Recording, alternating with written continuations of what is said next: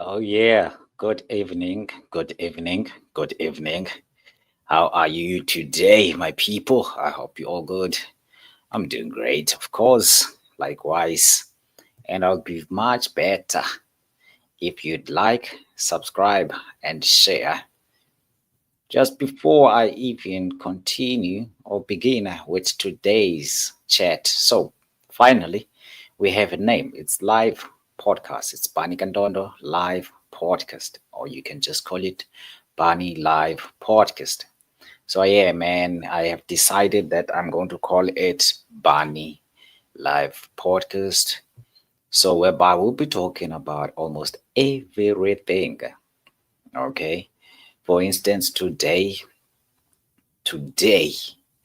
we are more like attracted to news that have to do with politics, right? Because you always hear the EFF in this case has condemned 3.6 billion exam printing costs. That's a lot of money for printing. Accusing DA of contributing to the erosion of state capacity. Really. Meanwhile, calls for full investigation into SAFA's financial management. Oh, and leadership overhaul are gaining momentum with both the DA and EFF. They have their fit in that business as well. They are demanding accountability from the ex CEO. Was he the CEO or the ex head of SAFA, Jordaan? Also, on the other, McKenzie, likewise, is voicing strong support for the trapped miners, illegal miners. Don't forget to say that. So, sorry about that. Stick around for more. With that being said, let us get on with today's chat. This one is not going to be very long because this is the first one, right? Let's get on with it already. There we go.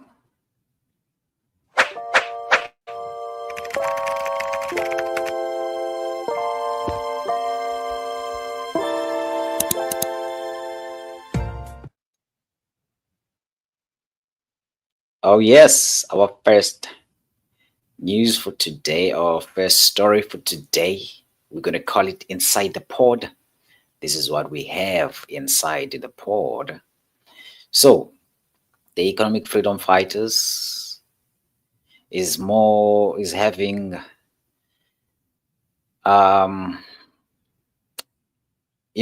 trust issues when it comes to the expenditure that was being spent on metric examination papers. It's kind of like ridiculous, the amount that is being used for those costs for just printing examination papers. And you know what? There's a company that got that money, probably companies that got that money in their bank account as the companies that offered the services. So the EFF freedom fighters, they are condemning the reported 3.6 billion expenditure for the printing examination costs. Printing examination papers costs, saying that the DA is trying to erode the state's capacity. Because according to the EFF, the increase in cost is direct result of DA's push for outsourcing critical government functions. Now I think now the EFF is also talking about other stuff other than the printing of the metric exam papers, right? And they are also arguing that DA is undermining the government capacity as well. So in a statement that the EFF spokesperson Leanne Matthews said that the party expressed concern that the decision to shift the responsibility for printing national senior certificate exams from the government printing works, which is GPW, which is really perplexing. Why would they shift that to private companies that would only benefit the already large corporations? They just want to take money, take. So primarily those controlled by white businesses. That's what the EFF says. Matthews called the cost increase a deliberate weakening of the state, emphasizing that this trend would lead to the privatization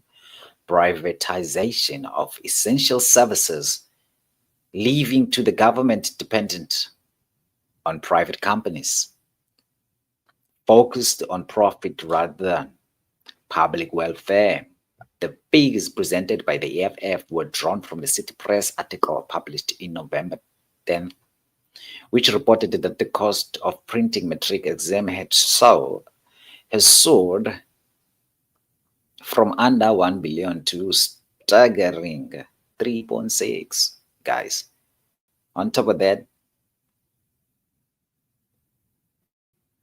the government had its own printing works. Matthews also specifically pointed to the province like Limpopo, where costs jumped from 13 million to over 30 million, and in Gauteng, where exam printing costs had doubled from 17 million to 36. Who are getting these tenders? Private companies that are largely owned by white people. South Africa is a joke. So the AFF is also arguing that these figures represented an unnecessary burden on the public purse, one that doesn't improve services, but simply fills the pockets of private corporations. Because guess what? After the child writes, the paper goes into the bin. Yes, of course, the teacher might keep the papers for the next learners to revise with those papers, but the teacher can choose to keep the papers or to throw them away because they're just useless. These papers will be found online, readily online, so that people can use them using their devices. But what is this printing all about? So in response, the Department of Education, as you may be asking yourself, sought to clarify the actual breakdown of the 3.6 expenditure, which the department states is not solely attributed to the printing of question papers.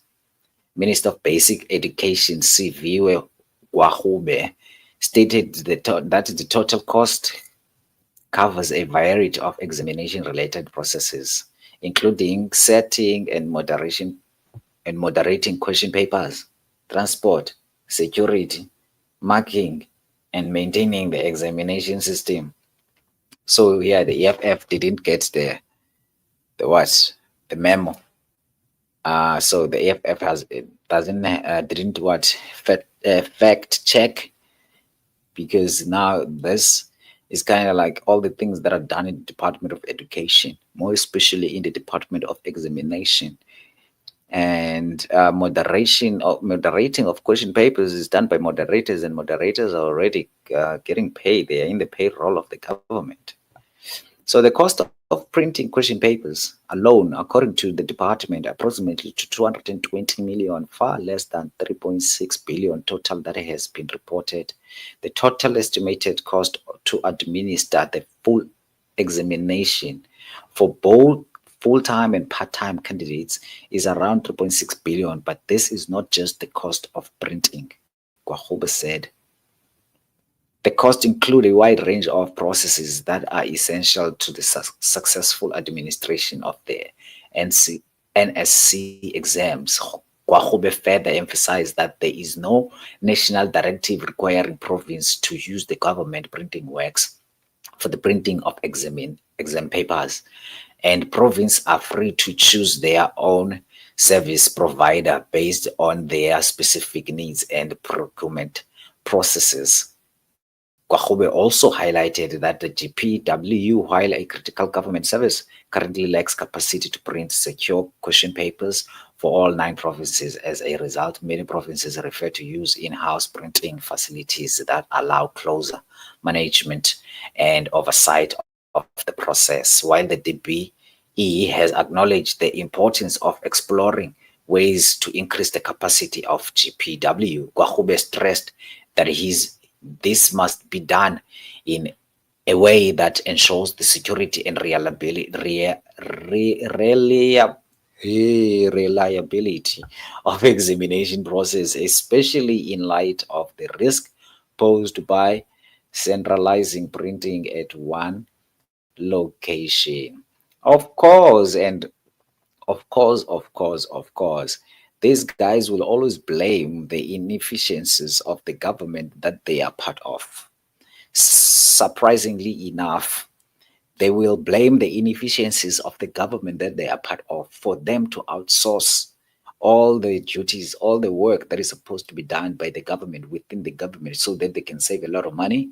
They will just outsource it. And when their questions are posed, they will say it's because the government facilities, they do not have the capacity to carry out that particular tender or duty, which is very perplexing because the government has a lot of money. For instance, has a lot of money for the mere fact that it outsources and it's going to pay a private company to do these things. If it was going to do it by itself, it was going to cut a lot of costs. So it shows that the government is deliberately not uh, maintaining its facilities or maintaining its assets so that they can use them, so that they can save the country, can save the country a lot of money. But nonetheless, this government is like a government of kids, doesn't understand how the economy operates and other things do operate. But nonetheless, let's move to the second segment of today, the other story of the timer himself. Barigimang, Buyamazi, Jody. All right. Inside the port, story number 2, Jordaan, the Democratic Alliance and the EFF have both called for urgent action following the arrest of South African Football Association SAFA president Danny Jordaan on charges of fraud. Yes, he got his hands dirty. He did get his hands dirty. So let's find out what is the EFF and the DAs as what are they saying about this case. Yo, I'm telling you, Jordaan got his hands dirty. He couldn't resist money. When he was in power, he would use the money for his personal usage. And now things are turning. He's in trouble. They are saying he must account. All right, Jody. There we go. Yes, this comes after Jordaan, along with SAFA Chief Financial Officer CFO Ugroni Hluyo and businessman Trevor Nettling have been accused of misappropriating 1.3 million in association funds for personal gain. The DA has welcomed the arrest, while the EFF insists that the investigation must be far-reaching, probing the full extent of financial mismanagement under the Jordaan leadership. The DA has long criticized the leadership of Jordaan and Hluyo, accusing them of treating SAFA's finances like their personal checkbooks. In a statement, Joe Magloa, the DA spokesperson on sport, arts and culture, condemned the alleged abuse of funds and called for immediate removal of both Jordaan and Hluyo to restore integrity and accountability. So yeah, just like that, guys, these guys they lost their jobs because they are not accountable or they are misusing the public funds. So yeah, that's what's gonna happen to you if you do that. Swiftly and just moving along to our next story of the day. So yeah, man, we are inside the pod. We have Minister of Sport, Arts and Culture, Gayton McKenzie, has voiced his support for Minister in the presidency, Khumbudzo Ntshavheni or Ntshavheni, who insisted that the government would not attempt to rescue trapped illegal miners said to be in their thousands. What do you mean? You're gonna let humans, you're gonna let people die? Guys, do you hear that? That's the government that we voted for. These guys are under the mine because the government is underperforming, is not giving these people jobs, and the economy is underperforming. Now these people are going there to make no money just because they don't have much money. And also the government is letting these people do it freely. Look at them now, they are underground. The government is saying they won't waste resources to rescue human beings that are trapped underground. That's so evil, man. All right, then.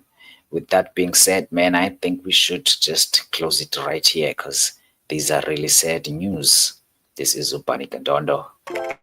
Thank you.